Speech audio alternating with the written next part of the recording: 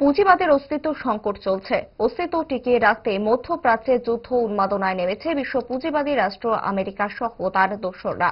এর কোনো অনিবার্যতা ছিল না। এটাই হলো পুঁজিবাদের অন্যতম চরিত্র। মন্তব্য সিপিআইএম পলিট ব্যুরোর অন্যতম সদস্য জিতেন্দ্র চৌধুরীর। আজ আগরতলা টাউন হলে বসেছে দুদিন ব্যাপী ত্রিপুরা তপশিলি জাতি সমন্বয় সমিতির 10ম রাজ্য সম্মেলনের আসর। প্রকাশ্য সমাবেশ দিয়ে শুরু হয় সম্মেলনের কাজ। সমাবেশে উপস্থিত ছিলেন দলিত শোষণ মুক্তি মঞ্চের সর্বভারতীয় নেতৃত্ব ডক্টর বিক্রম সিং সহ সংগঠনের রাজ্য সম্পাদক সুধন দাস, সভাপতি রতন ভৌমিক।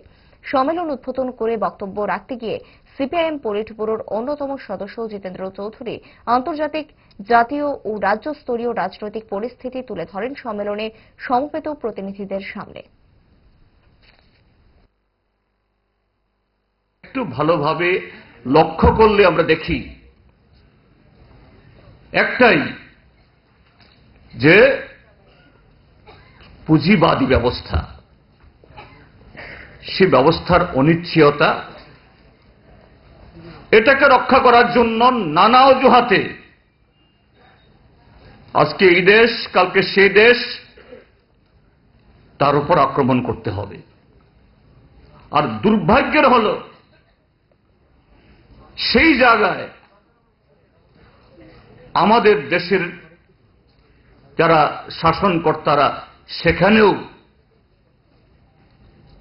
যে মাথা নত করে নতজানু হয়ে